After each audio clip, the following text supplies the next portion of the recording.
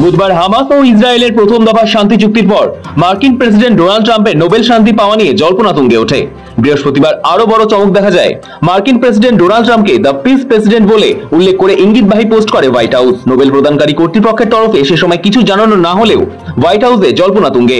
ইতিমধ্যে ট্রাম্পের নতুন নামকরণ করে ফেলে হোয়াইট হাউস। ট্রাম্প নিজেও সেই আশা করেছিলেন, কিন্তু শেষ পর্যন্ত তার আশায় জল ঢেলে নোবেল কর্তৃপক্ষ ঘোষণা করল ভেনেজুয়েলার প্রধান বিরোধী নেত্রী মারিয়া করিনা মাচাদোই পাচ্ছেন এবারের পুরস্কার। The Nobel Peace Prize for 2025 goes to a brave and committed champion of peace, to a woman who keeps the flame of democracy burning amidst a growing darkness. The Norwegian Nobel Committee has decided to award the Nobel Peace Prize for 2025 to Maria Corina Machado.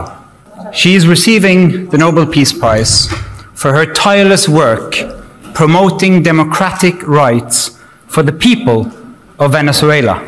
2025 সালের Nobel শান্তি পুরস্কার ঘোষণায় বড় চমক দিল Norway committee. এও বুঝিয়ে দিল এই ব্যাপারে তারা মার্কিন শাসকের কোনো গাজোয়ারি বা গলা ফাটানোর পরোয়া করে না। নোবেল শান্তি পুরস্কার গেল ভেনেজুয়েলার বিরোধী নেত্রী মারিয়া করিনা মাচাদোর ঝুলিতে।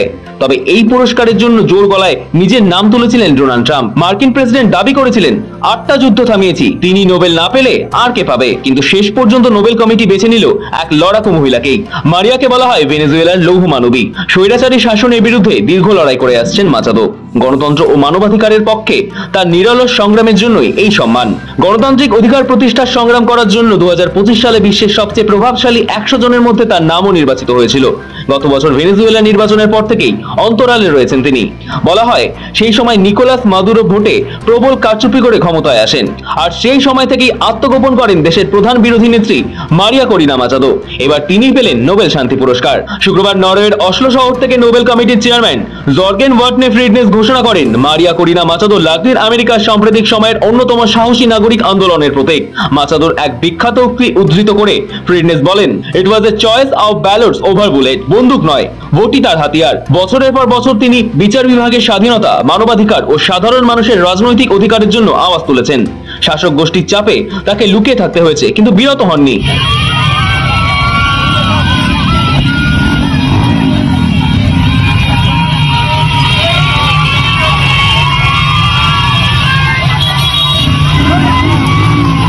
মার্কিন প্রেসিডেন্ট ডোনাল্ড ট্রাম্প গত কয়েক সপ্তাহ ধরে প্রকাশ্যে বলেছিলেন তিনি নোবেল পাওয়ার যোগ্য। তার দাবি তার মেয়াদকালী 8টি যুদ্ধের অবসান ঘটেছে। বিশ্বজুড়ে বিভিন্ন যুদ্ধ বন্ধের ক্ষেত্রে নিজের কৃতিত্ব দাবি করেছেন তিনি।